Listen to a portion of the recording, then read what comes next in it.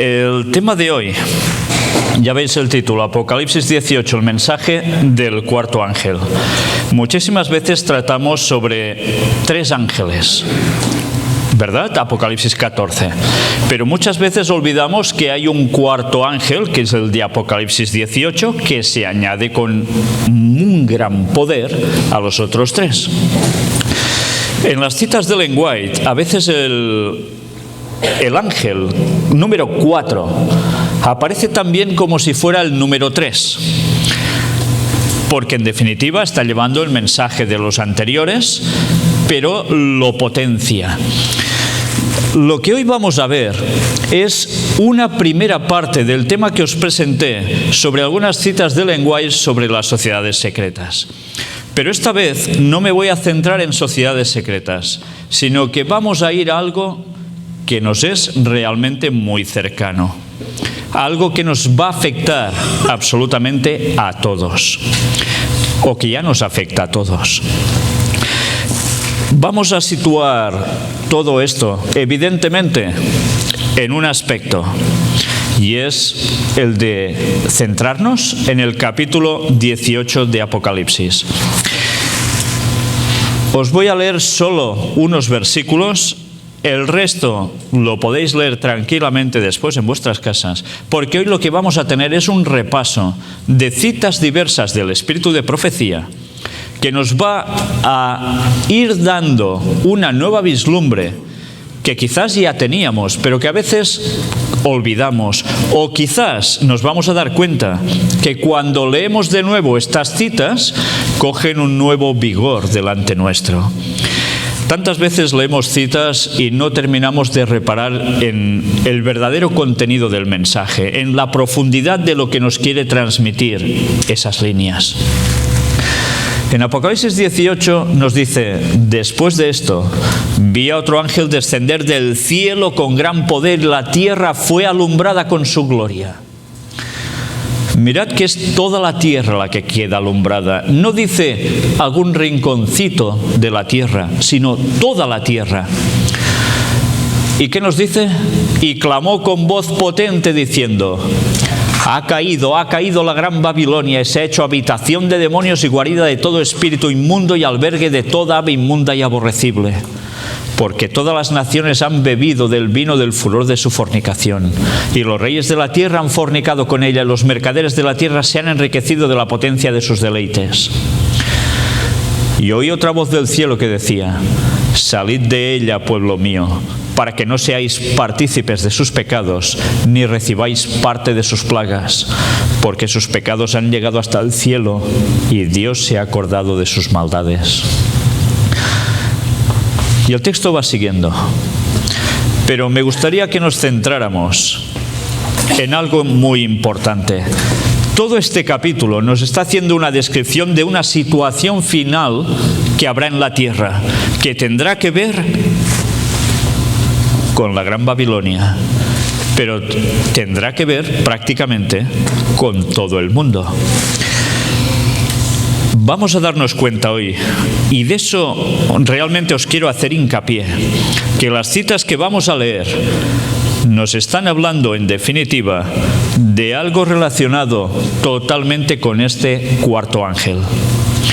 Y en un principio quizás no os lo va a parecer, pero cuando vayamos leyendo, iremos profundizando de tal modo que veréis el proceso del desarrollo de este cuarto ángel.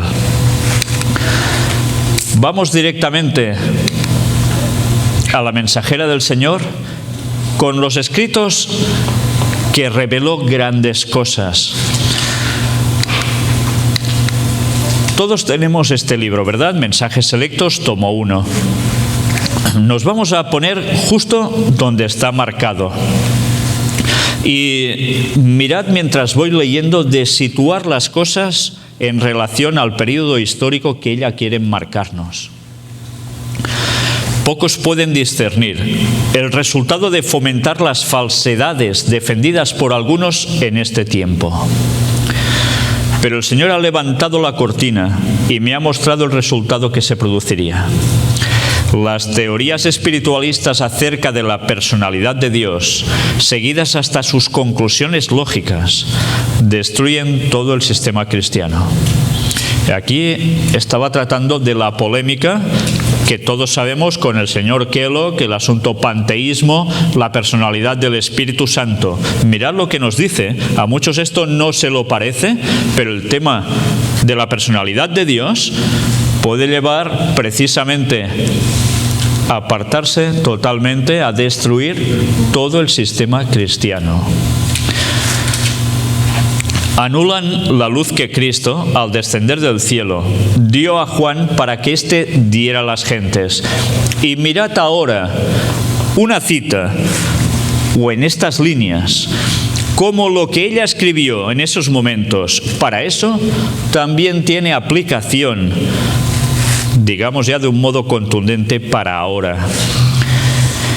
Enseñan que las escenas que están precisamente delante de nosotros no son de suficiente importancia para que se les preste atención.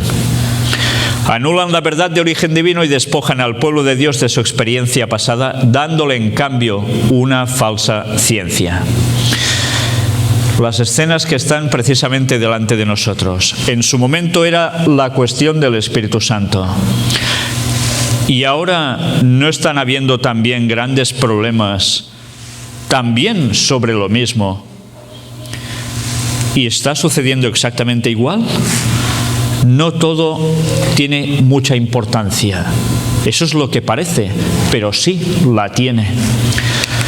Y mirad ahora, en esta otra cita de Maranata, el Señor viene. Ruego a los miembros de nuestras iglesias que no pasen por alto las señales de los tiempos que nos dicen tan claramente que el fin está cerca. Oh, cuántos que no se han preocupado por la salvación de sus almas lanzarán pronto este amargo lamento. Pasó la siega, terminó el verano y nosotros no hemos sido salvos. Me gustaría que os centrarais en las líneas marcadas en rojo. Ruego a los miembros de nuestras iglesias que no pasen por alto las señales de los tiempos que nos dicen tan claramente que el fin está cerca. Para no pasar por alto las señales de los tiempos, ¿qué debemos tener presente? Primero, ¿cuáles son esas señales de los tiempos? Y segundo, ¿cómo podemos saber esas señales de los tiempos y su cumplimiento si no nos damos cuenta de lo que acontece fuera? Ahora yo os lanzo una pregunta. Ya veis que me gusta incomodaros, ¿eh? Siempre. ¿Veis las noticias cada día? A veces sí, a veces no. ¿Veis noticias internacionales o solo locales? Pues bien, ahora yo os pregunto, ¿cómo podemos nosotros no pasar por alto las señales de los tiempos si no vemos las noticias, que es la que nos indican cómo están los tiempos? ¿Os dais cuenta? Sabéis, muchas veces me encuentro con personas creyentes y muchos adventistas que no ven nunca noticias. Porque a veces resulta que mientras ven las noticias están comiendo y salen escenas desagradables. O porque ya tienen suficiente con sus problemas, que solo falta poner noticias, y ¿cuántas noticias buenas encontráis? Difícil llegar a encontrar una, ¿eh? Difícil, en un telediario normal, en un noticiero. Pero, ¿esto qué provoca? Que si no es algo muy, muy fuerte, no nos enteremos de la situación social, de la situación política, de la situación económica y de la situación religiosa, en todos sus ámbitos. Al desconocer esto, ¿cómo podemos enterarnos nosotros de las señales de los tiempos? Es más, ahora yo os digo ya claramente, el otro día tratamos Daniel 11, versículos finales. Si nosotros no sabemos todo lo que está pasando en Medio Oriente, con detalles más o menos, ¿cómo podemos encajarlo esto en las señales de los tiempos? ¿Os dais cuenta? Nosotros mismos nos echamos piedras sobre nuestro tejado, porque no estamos pendientes como atalayas de lo que está aconteciendo en el mundo para avisar al pueblo de Dios: ¡hey! Que esto que está pasando estaba escrito y esto es casi lo último que debía pasar, antes de eso otro y después viene el fin.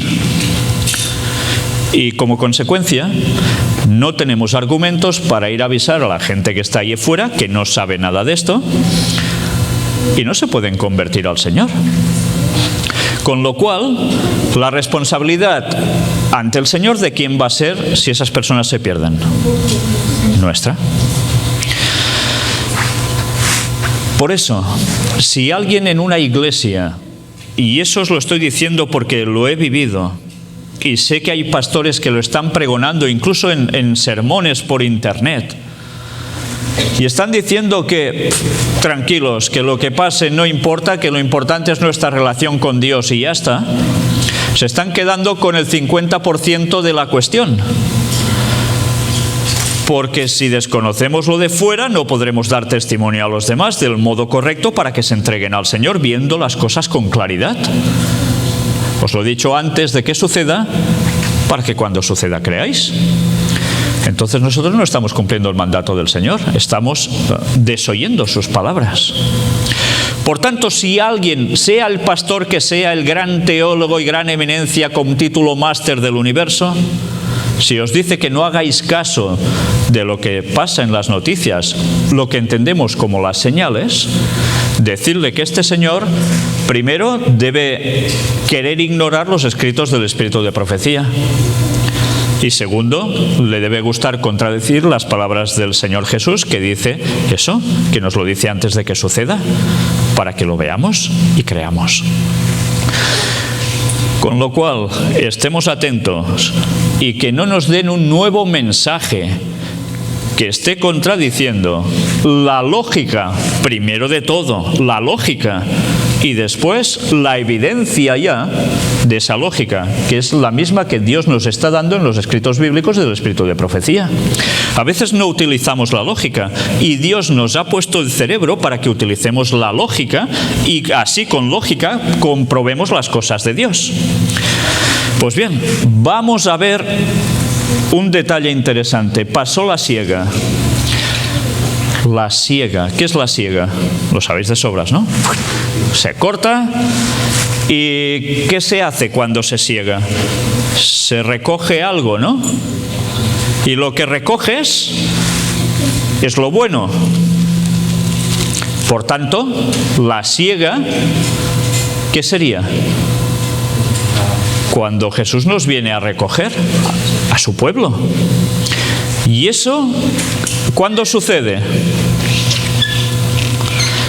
Esta semana en la lección de escuela sabática, precisamente hay un día que me gustaría que os miraseis con toda la atención posible y habla de la cebada. El pueblo de Dios es equiparado a la cebada.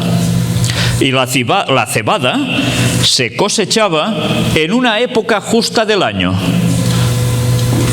Primavera, Pascua. Y se presentaba ¿el qué? Las primicias. Por tanto, en eso se estaba haciendo una correlación del momento de la venida del Señor. El Señor no va a venir en invierno, va a venir en primavera a recoger a su pueblo, porque cuando llega el verano ya es demasiado tarde, ya no has sido salvo. Jesús volverá en primavera. ¿Sí?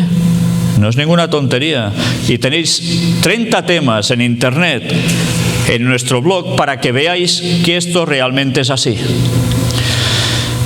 Pues nada, vamos a seguir porque vamos a ver citas que nos van a hacer pensar y plantearnos muchas cosas en esta vida. En Palabras de Vida del Gran Maestro aparece este otro escrito. En su enseñanza, Cristo presentó viejas verdades de las cuales él mismo era el originador. Verdades que él había hablado mediante patriarcas y profetas, pero ahora arrojaba sobre ellas una nueva luz. O sea, ¿se estaba inventando algo Jesús? No. Pero en cambio, sobre esas mismas verdades que ya estaban, ¿qué hace? Les da una nueva luz, un nuevo enfoque que capta la atención y la necesidad de esos tiempos. Cuán diferente aparecía su significado. Su explicación traía un raudal de luz y espiritualidad. Y él prometió que el Espíritu Santo iluminaría a los discípulos, que la palabra de Dios estaría siempre desenvolviéndose ante ellos. Podrían presentar sus verdades con nueva belleza. Eso era en su tiempo. Ahora iremos viendo cómo las cosas se van aplicando también a otros tiempos. Desde que la primera promesa de redención fue pronunciada en el Edén, la vida, el carácter y la obra mediadora de Cristo han sido el estudio de las mentes humanas. Sin embargo, cada mente en la cual ha obrado el Espíritu Santo ha presentado estos temas con una luz fresca y nueva. ¿No es verdad que si vosotros habláis de un mismo tema, y eso lo podéis comprobar en una lección de escuela sabática, todos habéis estudiado lo mismo, y en la clase, ¿verdad que hay opiniones distintas que no necesariamente se contradicen, sino que se complementan? ¿Qué quiere decir esto? Pues que el Espíritu Santo está obrando en uno, en otro, y les está dando una cierta forma de esa luz, y junta hace una gran luz. Y ahora, estad atentos. Las verdades de la redención son susceptibles de constante desarrollo y expansión. Aunque viejas, son siempre nuevas y revelan constantemente una gloria mayor y un poder más grande al que busca la verdad. Por tanto, ¿podemos conformarnos con la luz que hemos recibido? No, porque Dios ya nos dice que la luz siempre va en desarrollo y expansión. Cuando vosotros abrís la luz de una linterna, ¿verdad que si es totalmente oscuro, veis cómo se va abriendo el foco de luz? Pues es lo mismo, la luz se expande. No podemos decir, no, esta nueva luz es mala, si está basada en la luz de antes. En cada época hay un nuevo desarrollo de la verdad, un mensaje de Dios al pueblo de esa generación. ¿Cómo lo conocemos eso? Con dos palabras, bueno, tres. La verdad presente. ¿Verdad? Es así, ¿no? Las viejas verdades son todas esenciales.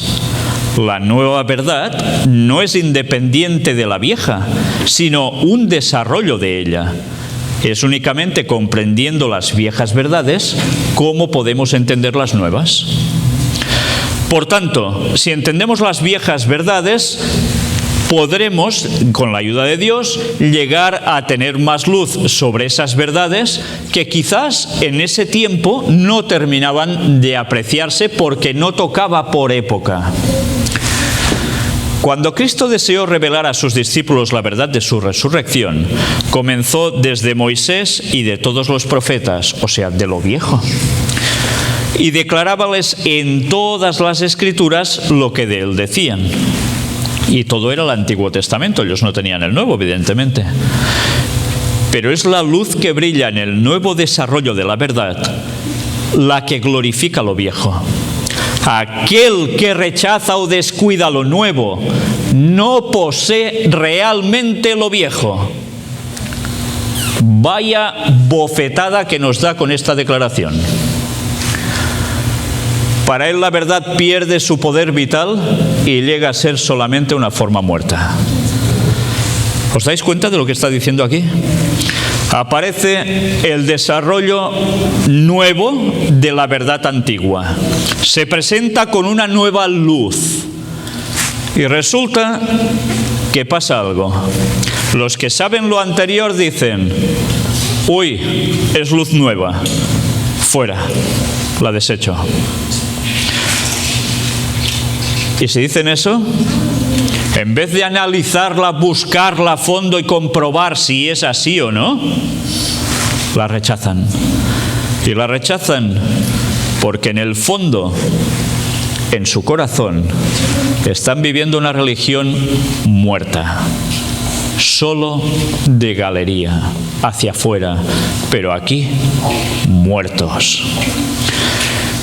Esto que os estoy leyendo es realmente una acusación muy grave para la mayor parte de gente que cuando oyen lo que le parecen nuevos temas, los rechazan drásticamente. Porque en vez de analizar si eso es así, les molesta. Porque algo en su vida debería cambiar y no quieren. Ya están bien como están. ¿Qué les pasó a los fariseos? ¿Quisieron cambiar?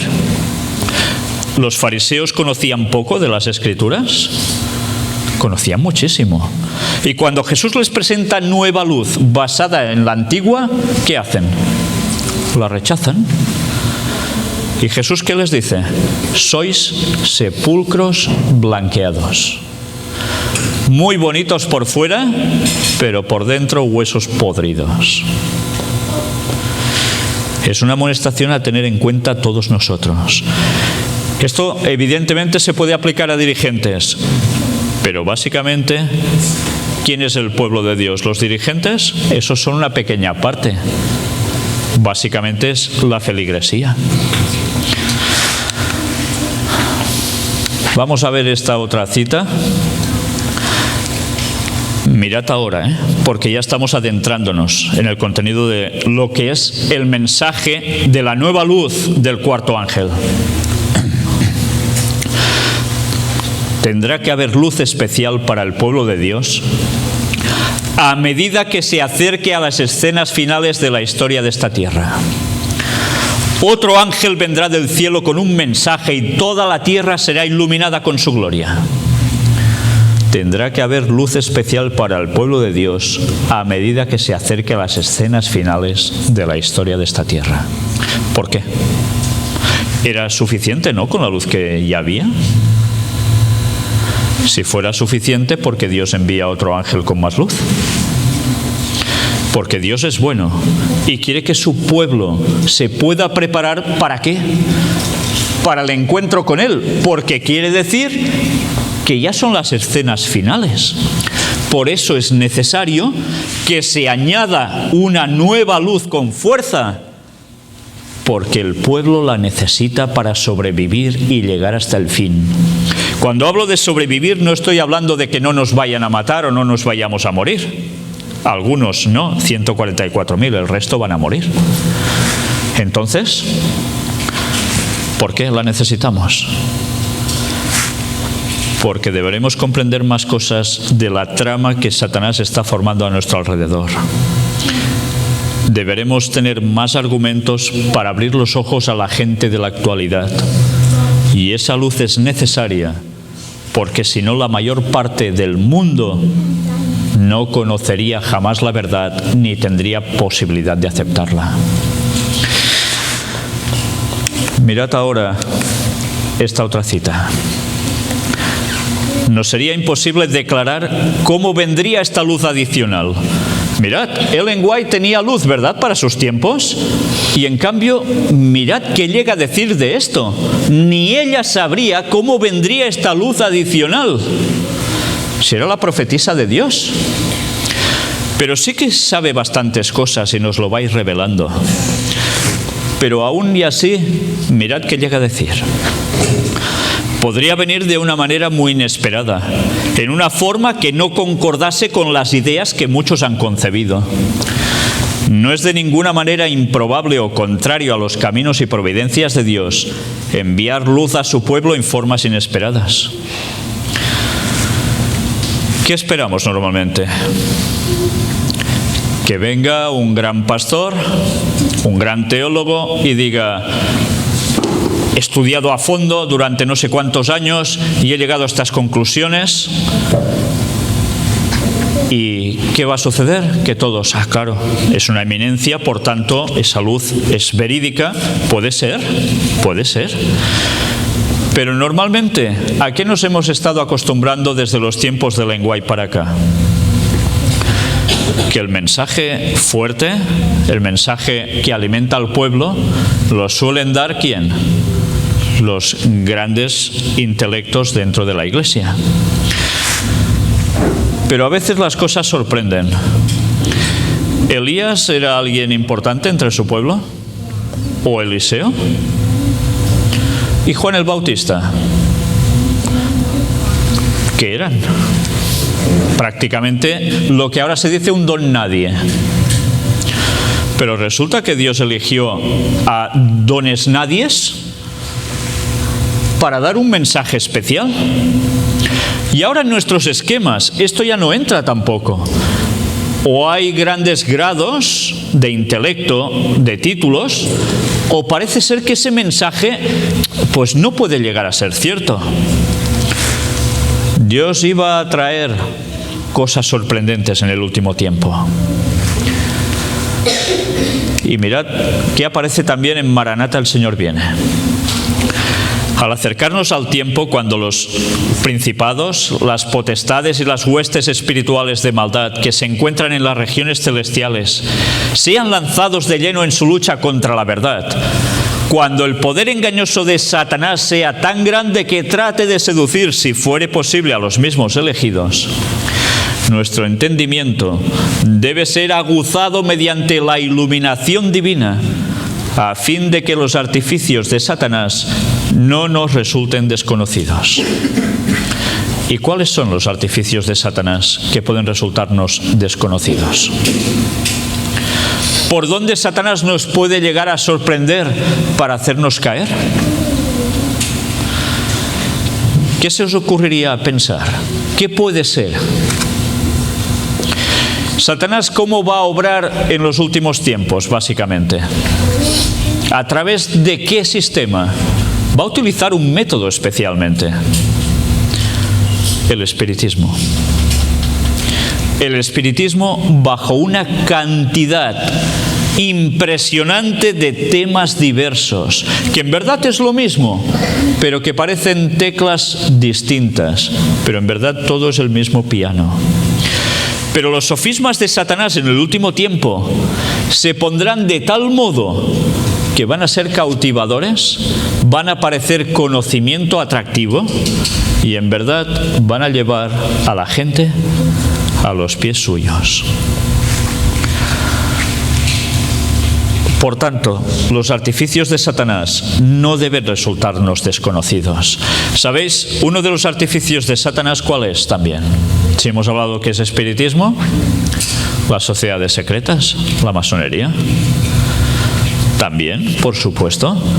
Si nosotros necesitábamos nueva luz al respecto para saber discernir las cosas, esa luz ahora ya la tenemos. No podemos decir que ya Dios no la ha dado, pero en cambio, si esa luz no se quiere tratar también en las iglesias, está siendo rechazada. Y si es rechazada, ¿qué va a hacer Dios con ese pueblo? También lo va a rechazar. Pero a veces hay verdades incómodas. Todo el tesoro del cielo está a nuestra disposición para que preparemos el camino del Señor. Al darnos la cooperación de los santos ángeles, Dios ha hecho posible que nuestra obra sea un éxito maravilloso y glorioso. Pero rara vez el éxito será el resultado del esfuerzo esporádico. Se requiere la influencia conjunta de todos los miembros de la Iglesia. Mirad si es importante una Iglesia bien unida. Que no haya divergencias, que no haya acusaciones de unos a otros. ¿Sabéis? Podemos hablar mucho de temas espirituales, muchísimo, tanto como queráis, días enteros. Pero si nosotros algo tenemos aquí que falla, ¿va a servir de algo? ¿No? Dios es santo, ¿y qué requiere de su pueblo? Que sea santo. Si hay rencillas entre nosotros, si hay críticas, si hay, no sé si aquí lo decís, en España se dice puñaladas traperas, puñaladas por la espalda, ¿puede haber unidad en esa iglesia? ¿Puede trabajar conjuntamente con un objetivo para evangelizar? ¿No? Mirad si es importante predicar el evangelio, pero mirad si es importante estar bien con Dios aquí. Y si hay cosas que debemos cambiar, y lo hemos hecho quizás años mal, va siendo hora que digamos basta. No podemos seguir acariciando pecados. No podemos dejar de trabajar nuestro carácter. ¿Qué nos vamos a llevar de aquí? ¿El mejor traje, la mejor vestimenta, el mejor coche, la mejor casa, la mejor comida? De aquí solo nos vamos a llevar el carácter. Y si nuestro carácter es deficitario en algo, ahora imaginaos, entráis en el cielo donde todos son santos. ¿Y vais vosotros o yo? Y nos dejan entrar, tal como somos, sin habernos perfeccionado. Y empezamos a hacer alguna de nuestras cositas o de pensar mal de otro. ¿Qué estaríamos generando? Un malestar impresionante. Por tanto, allí no podríamos estar, ¿verdad? Seríamos la manzana podrida. Ya pasó eso con Satanás. Y nosotros a veces pensamos que tal como somos, ya podemos estar en el cielo. Y cantamos aleluya, ¿sí? Pero he cambiado. Me ha transformado el Espíritu de Dios. Podemos conocer mucha doctrina. Podemos conocer mucha profecía, pasada, presente y futura. Pero si nuestro carácter, tristemente, es de esos que a la gente no le gusta ni estar con nosotros, tenemos un grave problema, Analicémonos siempre, porque siempre debemos cambiar algo. Estamos en el camino de la santificación. ¿Alguien de aquí puede levantar la mano y decir, yo ya soy santo, yo ya no peco? Que no. Pues ¿qué quiere decir? Que debemos trabajar aún para eso, con la ayuda de Dios cambiar y hacer que la iglesia sea una. Eso va a ser difícil, porque siempre es difícil que las personas congenien entre ellos. Pero nosotros tenemos un objetivo común, y es que queremos ser como Dios, ¿no? Y queremos dar el mensaje de salvación a los otros. Entonces, ¿por qué entre nosotros tienen que haber rencillas? Hay algo que debemos aprender de la palabra de Dios. Si alguien tiene algo contra su hermano, ¿qué debe hacer? Ir y decírselo a otro, mira, ese no sé qué. Tiene que hablar directamente con el hermano, ¿verdad? ¿Y cuántas veces se hace la Santa Cena y hay aún cosas contra otra persona y esos detalles no se han terminado de ligar? ¿Por qué ahora os estoy sermoneando al respecto? Pues porque las teorías son muy bonitas, pero nosotros podemos quedarnos fuera de la práctica de esa teoría si en el corazón en verdad no tenemos a Cristo. No importa si llevamos 1, 40 o 70 años en la iglesia. Lo importante es que el Espíritu de Dios esté dentro de nosotros. Y entonces, a todo esto, sí que le vamos a sacar su jugo, su valor. Como centinelas fieles, cuando vemos que viene la espada, debemos dar la advertencia para que los hombres y mujeres no sigan, por ignorancia, un curso que evitarían si supieran la verdad. El Señor nos ha iluminado con respecto a lo que ocurrirá en el mundo, para que podamos iluminar a otros y no seremos inocentes si nos quedamos tranquilos, con los brazos cruzados y deteniéndonos en nimiedades. Mirad, Elena White es clara, Quizás Elena White molesta tanto a la mayor parte del mundo adventista ya en la actualidad, y a otras denominaciones ya no hablemos, porque es muy clara escribiendo y siempre tiene esa facultad de donde tenemos el punto débil, ¡uy!, ahí te pone el dedito apretando y duele reconocer si hay cosas en nosotros que no están bien, pero allí tiene que haber la humildad del cristiano y reconocerlo y emprender los cambios.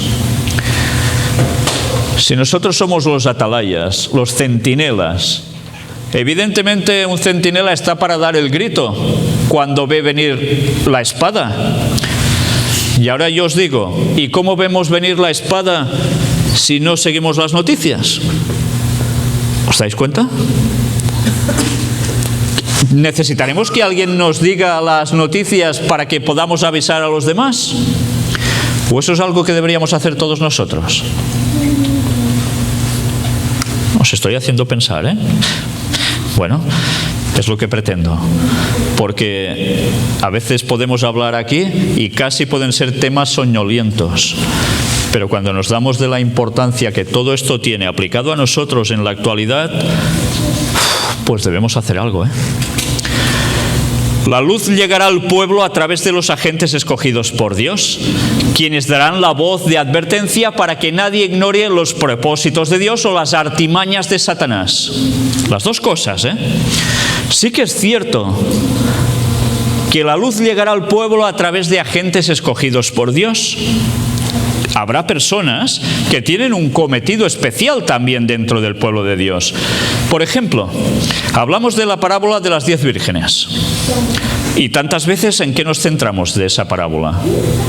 En los personajes que parecen principales, que son las vírgenes. Unas se duermen, las otras no, y sobre eso vamos dando vueltas y predicaciones. Evidentemente trata de la venida de Cristo, trata de un final. Pero es que hay alguien más en esa parábola, ¿lo recordáis? ¿Quién es? Una voz que dice: «He aquí el esposo, salid a recibirle». ¿Ese dormía? Y en cambio las otras 10 estaban fritas dormidas. Entonces, la parábola ya nos está indicando algo. Habrá gente especial determinada por Dios para avisar a su pueblo, porque el pueblo va bajando la intensidad y se duerme. Y Dios tiene unos centinelas especialmente puestos para esto. Pero gracias a esto se beneficia el centinela y se beneficia el pueblo. Y aleluya y gracias a Dios, porque los centinelas no son más bonitos que los otros. Todos van a participar de lo mismo, de querer entrar con el esposo. Pero ya veis, centinelas que declararán los propósitos de Dios, pero también las artimañas de Satanás. Las artimañas de Satanás. ¿Cuántas predicaciones oís sobre las artimañas de Satanás? ¿Es que no se suele oír mucho sobre eso? Y entonces decimos que es que no son predicaciones cristocéntricas. Y resulta que es Cristo el que da la luz para avisar de las artimañas de Satanás. Hay una incongruencia de conceptos aquí, eso no cuadra. Las artimañas de Satanás deben ser avisadas. ¿Cuáles son las cosas que él va a hacer para cautivar y enredar y entrampar a la gente? Y eso debe ser pregonado por algunas personas. ¿Y el resto qué debe hacer? Decir, uy, a mí estos temas no me interesan. O decir, a mí estas cosas me dan miedo y no quiero saber nada. O esto es ponerse en espiritismo. Todas esas excusas no van a servir. Lo que va a servir es conocer las artimañas de Satanás, los planes, las tretas que va a hacer para tumbarnos. En el corazón de la obra, Satanás usará al máximo sus artes diabólicas. A toda costa tratará de interponerse entre el pueblo de Dios, entre el pueblo y Dios, para disipar la luz que Dios ha dado a sus hijos. Es su propósito mantenerlos en la ignorancia de lo que ocurrirá en la tierra.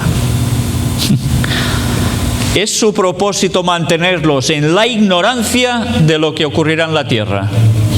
Por eso, ¿qué va a hacer Satanás ante esto? Ahora imaginaos, sale alguien que empieza a denunciar cosas de las artimañas de Satanás y de los propósitos de Dios, diciendo todas estas situaciones que pueden darse. ¿Y Satanás se va a quedar también cruzado de brazos? Satanás automáticamente hará algo: interponerse entre el pueblo y Dios. Y cuando eso se quiere anunciar, ¿qué quiere decir entonces? ¿Qué va a hacer Satanás para evitarlo? Pues evitar que la gente oiga al que habla de estas cosas, porque así sabe que esa comunicación para el pueblo y que del pueblo llegue a Dios, se una, queda cortada. Y aparecerán dirigentes de iglesias, de divisiones, de uniones, o pastores de iglesias locales, o ancianos de iglesias locales, o diáconos de iglesias locales, o a veces miembros, que intentarán que esta luz no llegue a conectar. Y eso, hermanos, estaba escrito por Ellen White que sucedería. Y eso es lo que está sucediendo desde hace ya unos años. Lo que ella escribió para un futuro es una realidad que ya estamos viviendo desde hace años. Y aún no ha terminado. No se debe dejar que las personas tropiecen en la oscuridad sin saber lo que está delante de ellos y estar así desarmados para el gran conflicto que se acerca. Ahora se debe trabajar ayudando a las personas a estar en pie en el gran día del juicio, y todos deben hacer su parte en esta obra. Deben vestirse con la justicia de Cristo y así ser fortificados por la verdad, para que los engaños de Satanás no sean aceptados como manifestaciones genuinas del poder de Dios. Y a veces podemos pensar, engaños de Satanás como manifestaciones genuinas del poder de Dios. Esto debe ser que Satanás va a hacer bajar fuego del cielo y ya sabemos que será Satanás. ¿Solo se refiere a eso? Los engaños de Satanás, ¿dónde se dieron en los tiempos de Jesús? En la propia congregación, en el Sanedrín, porque decían cosas para apartar de la verdad de lo que el Señor Jesús estaba diciendo. Torcían las Escrituras, interpretaban profecías de modos distintos. ¿Le aplicaron a Jesús todas las profecías mesiánicas del Antiguo Testamento? No. ¿Por qué? Si estaban clarísimas. Porque les daban interpretaciones espiritualistas. Lo mismo que está sucediendo ahora. Id y decirle a cualquier adventista bien ubicado, Daniel 11, versículos del 40 al 45 y 12:1, tal como lo presentamos el otro día. ¿Va a ser aceptado eso fácilmente? Hablarles de la profecía del tercer templo de Jerusalén, con Biblia en la mano y con espíritu de profecía en la mano. ¿Va a ser aceptado eso? No, difícilmente. Y son artimañas de Satanás, son engaños de Satanás. Porque al pueblo de Dios no solo lo va a deslumbrar con fuego cayendo del cielo, lo va a deslumbrar con interpretaciones falsas de la profecía, para llevarlos a ese adormecimiento y tranquilos que el Señor vendrá a saber cuándo. Es un tiempo solemne para el pueblo de Dios, pero si está en pie por la sangre de Cristo, Él será su defensa. Él abrirá maneras en que el mensaje de luz pueda llegar a los grandes hombres, a los escritores y a los legisladores. Ellos tendrán oportunidades con las que usted ni siquiera sueña ahora, y algunos de ellos audazmente defenderán las demandas de la ley de Dios que ha sido pisoteada. Mirad si es importante lo que Dios hará, que va a llegar a gente tan encumbrada. ¿Y cómo lo va a hacer eso? ¿Cómo esta gente va a conocer, magistrados y demás, y se van a convertir al Señor? ¿Qué va a suceder antes que Cristo vuelva? Habrá oposición, ¿no? Y algunos hijos de Dios, si no muchos, van a ser llevados ante magistrados.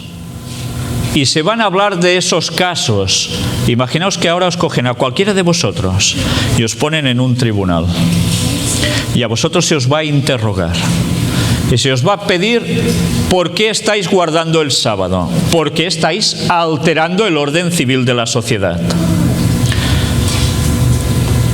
Lógicamente, cualquiera de nosotros en esa circunstancia deberá dar un mensaje preciso, claro.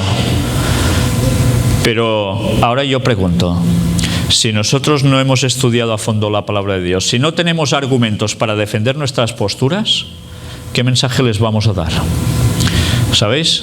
Ellen White habla de esa situación en dos casos distintos. Una, el Espíritu Santo nos va a recordar lo que ya sabemos, ¿verdad? Eso lo dice la palabra de Dios. Y entonces se podrá decir, sin haber hecho el día antes o la noche antes, uy, que mañana tengo el juicio, voy a ver qué les digo. No, no hará falta. Pero claro, otros dice que van a llegar a esa situación y va a ser la cara B de la moneda. No habrán estudiado como debían estudiar y no tendrán el poder mostrarles a todos esos señores que lo que ellos defienden estaba escrito y es la verdad de Dios. Y van a pasar vergüenza. Y aún algunos se mantendrán en su fe porque saben que es lo que ellos creían, pero no saben determinarlo. Y eso es jugar con fuego, porque esa gente que está en esos lugares va a recibir el mensaje por la palabra de esos que van a ser juzgados. Ese somos nosotros. ¿Qué responsabilidad tenemos, eh?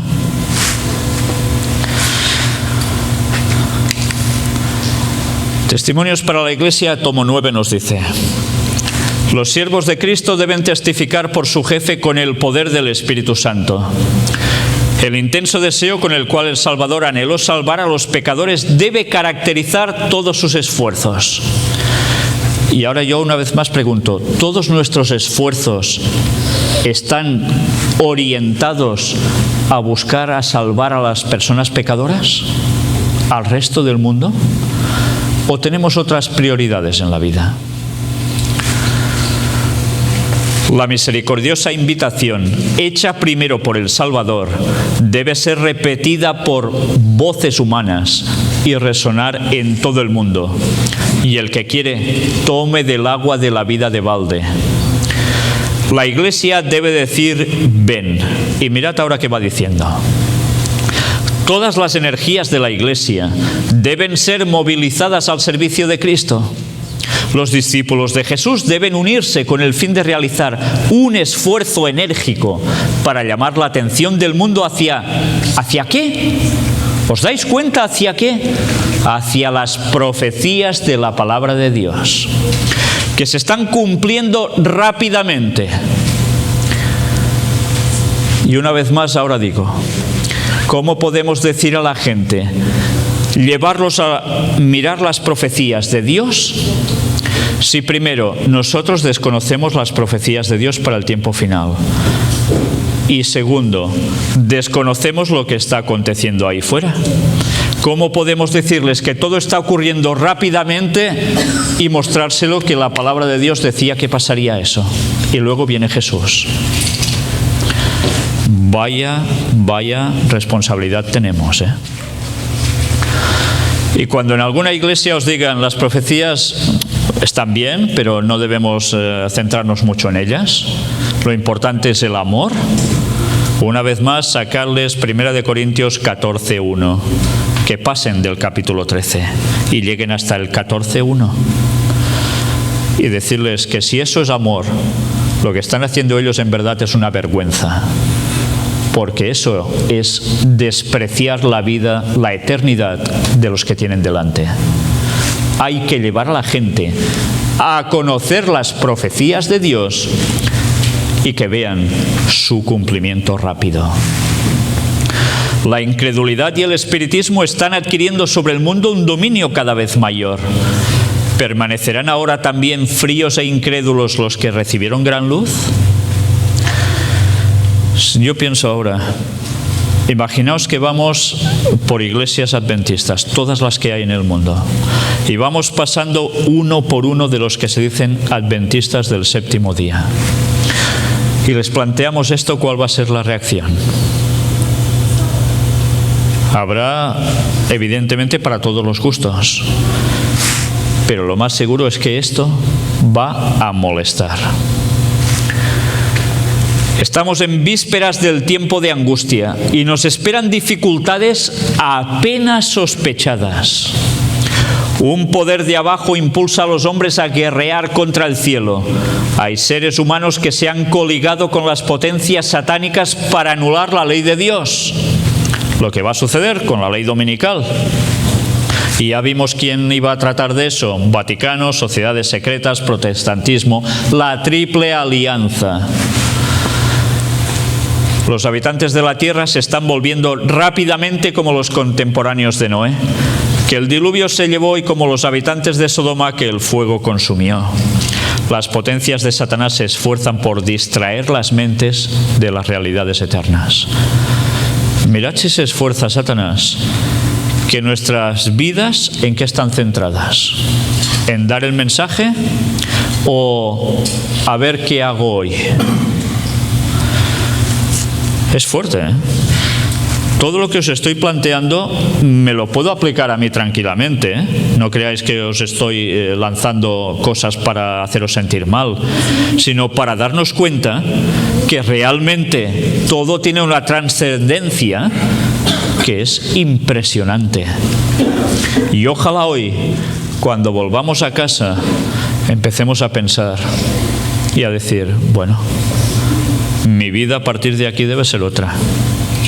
A partir de ahora conoceré lo que pasa afuera, investigaré más las cosas de Dios y miraré cómo anunciar ese mensaje a la gente, llevándolos a las profecías, a conocer las artimañas de Satanás y a ver cómo Dios actúa buscándoles la salvación.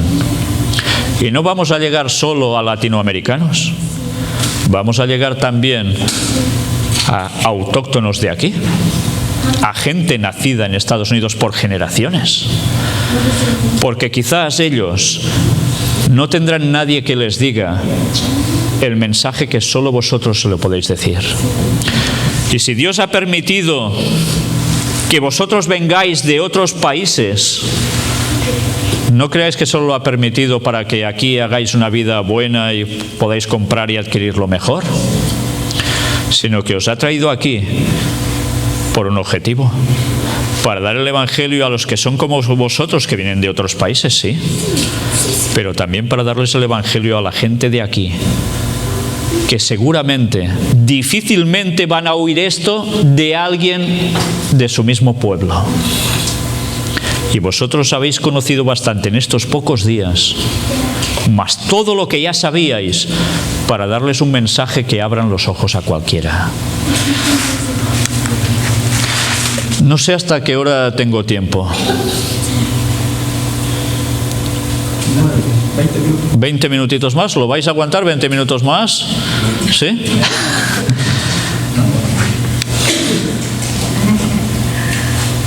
Satanás ha descendido en estos últimos días para operar con todo engaño de iniquidad para los que se pierden.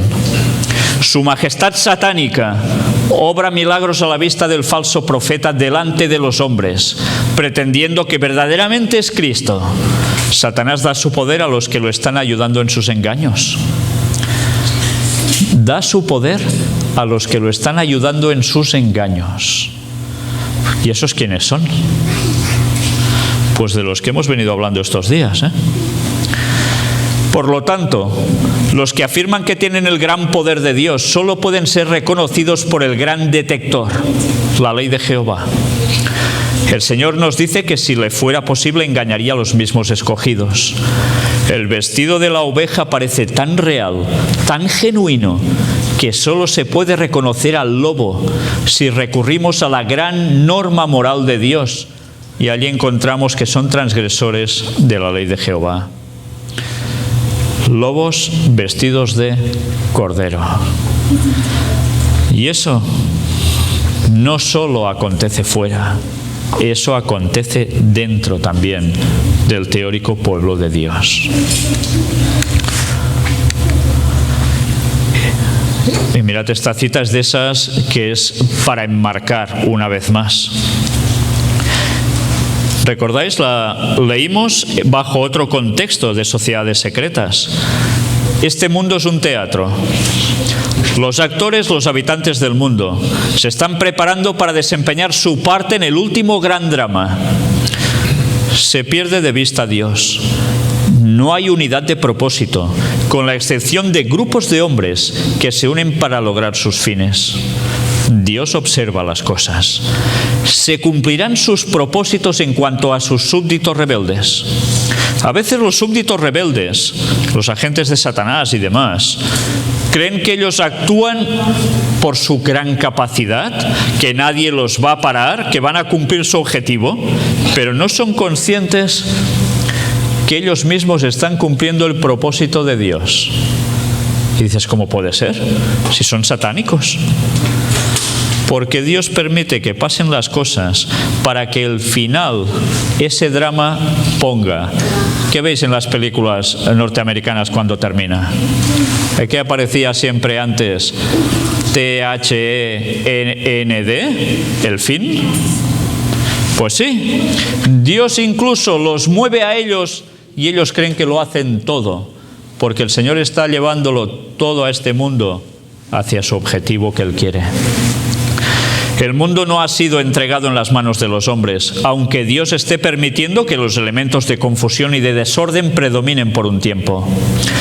Un poder que procede de abajo está en acción para causar las últimas grandes escenas del drama, cuando venga Satanás como si fuera Cristo y obre con todo engaño de iniquidad en aquellos que se están ligando en sociedades secretas. Los que se rinden ante el sentimiento de formar tales confederaciones están desarrollando los planes del enemigo. El efecto seguirá la causa. Y ahora, una vez más os recuerdo, ¿y qué tiene que ver esto con el mensaje del cuarto ángel? Cuando eso suceda, ¿en qué época va a ser? Va a ser en la época del mensaje del cuarto ángel. Por tanto, esto es algo que el pueblo de Dios debe anunciar para que la gente que no sabía nada de esto despierte y se dé cuenta que esas sociedades secretas, esa masonería, esas cosas que algunos dicen, solo hacen cosas buenas para la gente, ayudar a los demás, y están con sus filosofías, se den cuenta que están preparando la venida de Satanás. En fin, no es poca cosa, ¿eh? Pues esa es una parte de lo que el mensaje del cuarto ángel debe estar pregonando. ¿Quién es el cuarto ángel? ¿Es un señor en concreto? ¿Qué es? Es el pueblo de Dios del fin de los días, que da el mensaje final de amonestación con toda su fuerza. Por tanto, ¿eso a quién incumbe? ¿Vosotros consideráis que estáis llegando a los días finales de la historia de este mundo? Por tanto, vosotros sois el cuarto ángel también. Pues eso debéis decírselo a la gente. No debemos callarnos eso. Y vamos a terminar, para no alargar más. La gran multitud de redimidos. Junto al trono estaban los que antes habían sido celosos promotores de la causa de Satanás, pero que, rescatados como tizones arrebatados del incendio, habían seguido al Salvador con profunda e intensa devoción. Esa gente, ¿qué eran? Promotores de la causa de Satanás. Y esa gente, que teóricamente serían los máximos enemigos del pueblo de Dios, ¿dónde están? Esto es futuro, ¿eh? Esto no es ahora, es futuro. Van a estar junto al trono de Dios. ¿Cómo puede ser? Pues porque alguno de vosotros quizás, y alguno de los otros del auténtico pueblo de Dios, no solo del que se dice ser pueblo de Dios, les habrá dado un mensaje especial de amonestación, descubriéndoles que ellos estaban en artimañas de Satanás, y habrán cambiado justo a tiempo, y van a ser los que estén junto al trono de Dios, porque después van a ser sumamente valientes y van a estar dando el mensaje final a nuestro lado. Mucha responsabilidad tenemos para todo el mundo. No podemos fallar al Señor. Pero sobre todo, que profeticéis. ¿Recordáis el texto? Sobre todo, que profeticéis. Que Dios nos ayude a tener su carácter y a tener su mensaje final para darlo al mundo. Amén. Amén.